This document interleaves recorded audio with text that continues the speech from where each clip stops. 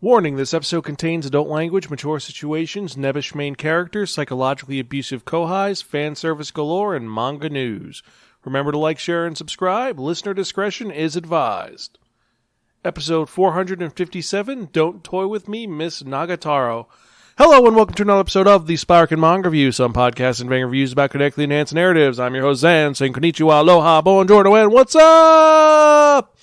Hope all of you are doing well out there in internet land and hope things have been going really well for you.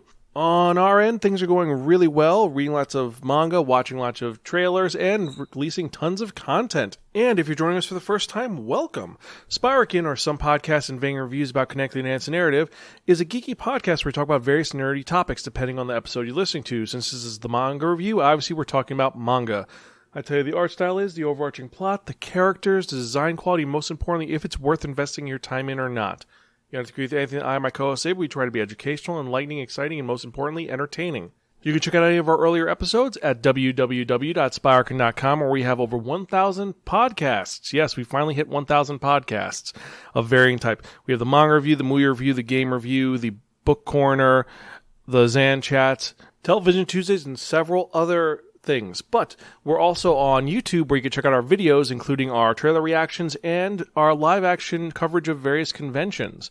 Definitely check that out. But we're also on Facebook, Twitter, Instagram, Spotify, and various other social media types. Just type in Spiraken in your search bar and I guarantee you'll find us one way or the other. And if you have any questions or comments or concerns, you can email me personally at Zan, that's Xan at Spiraken.com, or you can tweet me at Spiraken. And if you enjoy what we do, support our Patreon to help us create more fun content for you to enjoy.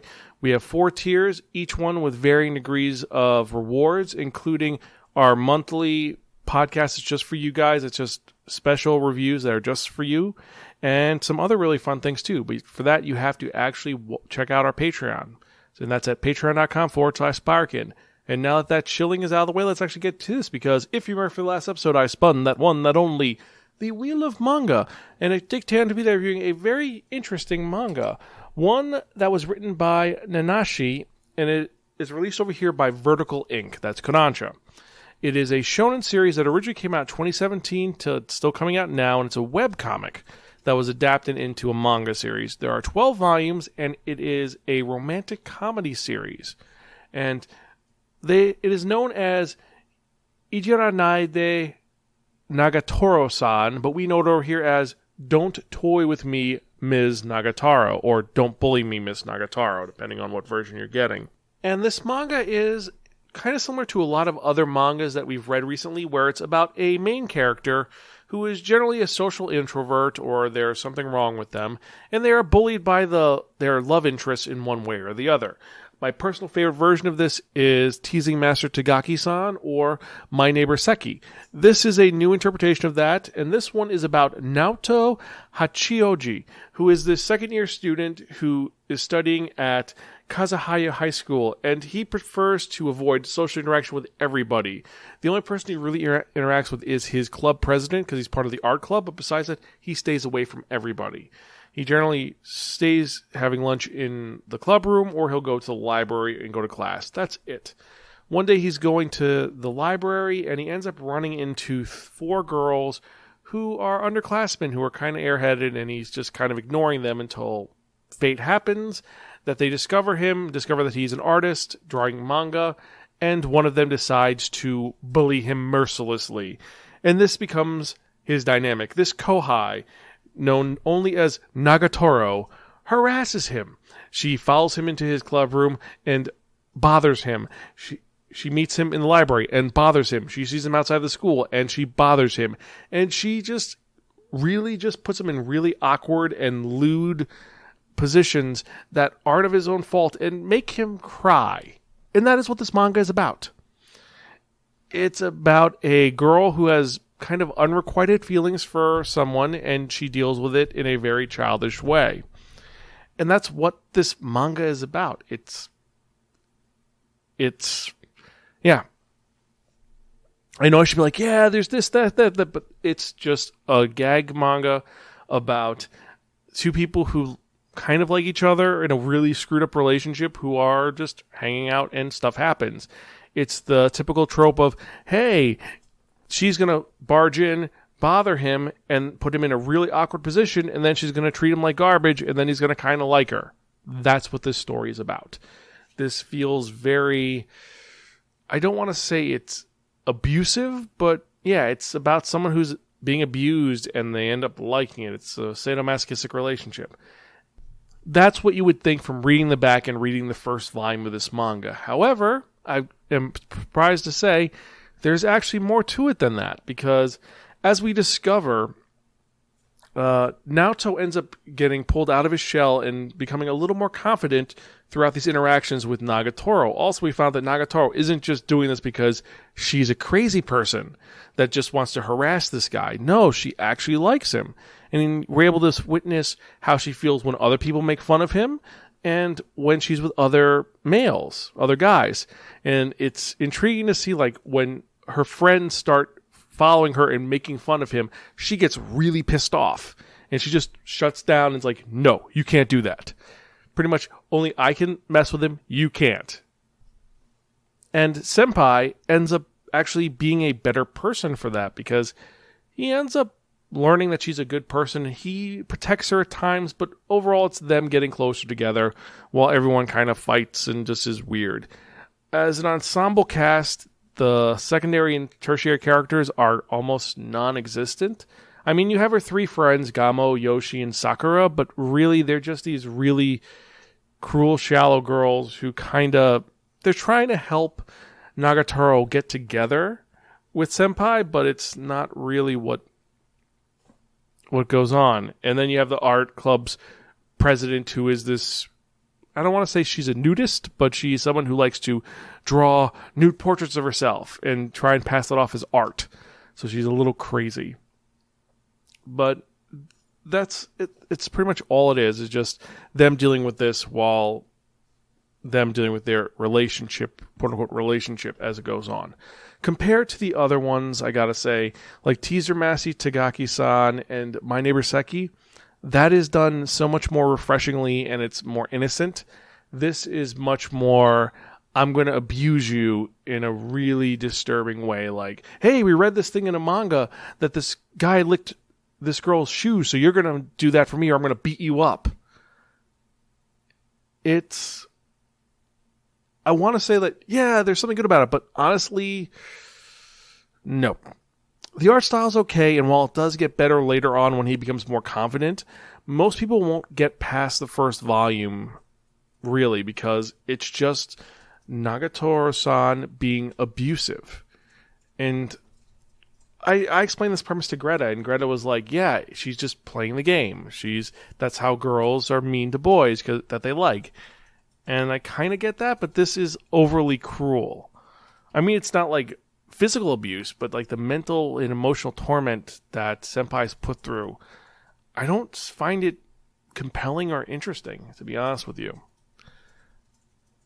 The art style is pretty decent for what it is. There's some great moments, especially when you see his drawings when he's working his art book are slightly different than the drawings of the characters. So it gives you this sense of realism and difference where it's like, this is how this person draws, this is how this person draws.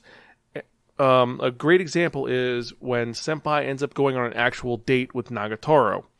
This is volume 5 this happens. But they end up going to the zoo, and the deal is that he's bringing her there, not to look at the animals, but to draw. So they're going to draw different animals, and then they draw these animals, and at the end, she says, I'm going to draw my favorite animal. Favorite animal turns out to be him, which we kind of gathered, so it's kind of bittersweet. But you see the art difference, how his art is not photorealistic, but it's really polished, and then hers is very blocky and looks not childish, but it's like she's not a professional artist. She could work on it, though. But this also leads to a moment when someone sees her art and starts criticizing her about it, and he says, you shouldn't make fun of other people's art. You have no right to do that. They put themselves out there. And it's him kind of growing up. It's like from this point on, then he gets more interesting and more like he's standing up for himself. Before that, it's not as great. You have to get to a lot to get to that point. And while I would want to go further into like, and this happened, I don't think I should, because I told you about the art style. The plot is pretty much the same no matter what. It's this happens. They're slowly building up, but there's no overarching narrative. It's just she is abusing him and trying to get him to like her, but not really, because if he tries to do anything, she says he's a pervert. So nothing is really going to happen. And the sad thing is there are moments which are nuanced and so well done. And it's just these little tiny moments that are just creative. Like there's a moment where you see she is teasing him and he finally says, you know what? I am done with you. I'm going to go somewhere else. And she panics and freaks out. And it turns out it's a dream. And then she goes back to teasing him. It's like, you can learn from this to better yourself. No, that's not going to happen. And compared to the other stories I've talked about, like Tagaki-san or Seki, those ones have character progression and we see a lot of nuanced moments and things move forward. This one seems just kind of, it's going to be stuck in this rut and nothing's really going to go anywhere with it. And for that reason, just the plot in general, I mean, like, there are some good elements to it. The art is decent, but that's not enough to save it. I'm going to have to give this our second lowest rating, which is a typical reading material at a local correction facility or psychiatric institute. It's just kind of, it's generic, it's been done before, and honestly, I don't see it as an amazing crowning achievement in this amazing series. It's not. Because Nagatoro is not someone you should try to be. She's not someone that someone should emulate or want. And I get there's some people who are like that, who their natural tendency is, I'm going to tease the person I like. And I get that. But honestly, it's not a cathartic, nor is it a nice way to treat someone. But that's my thoughts on it. If you've read this, or if you're a fan of this series, let me know your feelings. Email me, zan@spiraken.com, or tweet me at Spiraken. Let me know what your thoughts are, and if you think that I'm being too hard on this series or not. Because there are some great secondary characters, but overall, they don't really matter. The ones that matter are her friends and Senpai. That's it. Everyone else is kind of just like, they're not there. But I'm getting a little bit of a negative loop, so let me know what you think. Email me, zan@spiraken.com, or tweet me at Spiraken. Let me know your thoughts on Nagatoro-san, if you think that I'm being too hard on her or not. And with that, let's actually get to some of the manga releases for the week. These came out on March 1st, 2022. We got 26 new manga titles, and I gotta say, some of them are pretty interesting, and some I'm just shocked are still coming out. Well, first off, we have Accomplishments of the Duke's Daughter, the light novel, Volume 4, Beyond the Clouds, Volume 4, Darling in the Franxx, the manga, Volumes 1 and 2, releasing as an omnibus. I'm kind of shocked that we're getting this at all, because that series is utter trash, but whatever. Dragon Quest, The Adventures of Dai, Volume 1. Drugstore in Another World, The Slow Life of a Cheat Pharmacist, the manga, Volume 4. Dungeon Dive, Aim for the Deepest Level, manga, Volume 3. Imakoi, Now I'm in Love, Volume 1. Love and Lies, Volume 11. Mashal, Magic and Muscle, Volume 5. Might As Well Cheat, I Got Transported to Another World Where I Can Live My Wildest Dreams, Volume 2. Mushoku Tensei, Jobless Reincarnation, the light novel, Volume 15. My Hero Academia, Volume 30 is finally coming out. My Lovey-Dovey Wife is a Stone Cold Killer, Volume 2. My Wandering Warrior Existence, which is a one-shot. Parallel Paradise, Volume 9.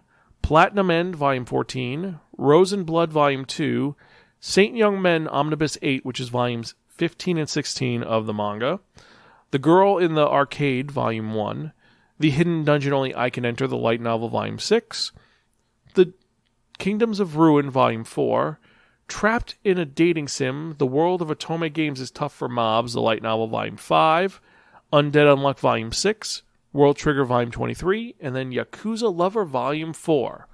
For me, the ones I'm excited about are The Girl in the Arcade, Saint Young Men, My Lovey-Dovey Wife is a Stone Cold Killer, My Hero Academia, and Imakoi, Now I'm in Love. The rest of them, I'm just kind of, I don't know, it seems like a slow week. What are your thoughts? Let me know. Email me and tweet me at that. And with that, I know this was a quick episode, but I went pretty quick. I got all my thoughts across about the manga and was able to talk about some of the new releases, so that's pretty good. But worry not, we've got our news report coming out tomorrow and tons of other stuff. So this is not the end of the manga review at all, because we are getting close to episode 500 of the manga review, and I'm actually excited for my plans for that. I'm not going to say anything yet, but just stay tuned for that. And thank all of you who are listening. I appreciate each and every one of you. You're all awesome. Every email I get, every message I get helps give me a little more steam to keep doing this podcast that I love doing, because I love recommending manga and talking about it. And it's cool to find people who I could share it with. So all of you are awesome. Hello to all my society members. You guys are great. Stay tuned for some other really cool content. I'm going to be releasing a video version of one of my reviews coming up. So it's a behind the scenes look, so you could see me actually cursing and making mistakes and re-editing. So you hear all that loveliness. And worry not, I'm going to keep podcasting as long as I can till I'm an old man who has to read mangas with a really big magnifying glass or large print. So worry not. And I think it's time for the part you've all been waiting for. So let's get to it, because it's that part you've all been waiting for, and we're talking about that one, that only,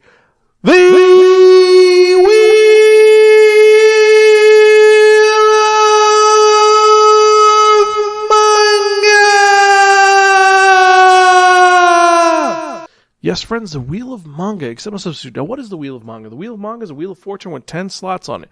And what I've done is I've assigned a manga title to each of the 10 slots. So when I spin that one, that only the Wheel of Manga, whatever number it lands on, the manga that's in that spot is the one I review in the next episode, episode 458. That is 42 episodes away from episode 500. And we've got some fun titles on here. Some are really retro, and some are very new. And one of them, someone said I had to put on because I hadn't reviewed it, which I'm shocked I haven't done that in 400 episodes. But yeah, so we're going there. So let's spin and see what we're going to review, shall we?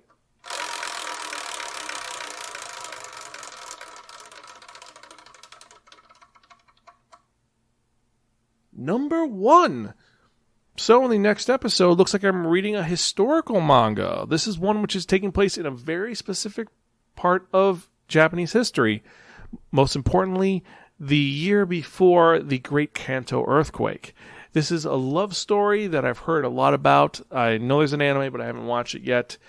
And I think there's actually, well, we're going to see how this is. And I'm talking about Taisho Otome Fairy Tale.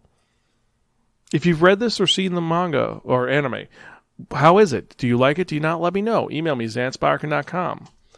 I've only know a little bit about this, but I'm excited to see where this goes, because there's some mangas that are really cool and some that are kind of crazy. And this one's kind of different because it's taking place in a specific point in time. It's not like this is just a generic romance. No, this is a romance that's taking place during a pivotal point of time in history. This is like saying, we're going to do like Barefoot Gen level of, we're going to set it right before the bomb drops, so when they fall in love, we're going to kill them. It's like, this is kind of during a big point, so what's going to happen? I don't know.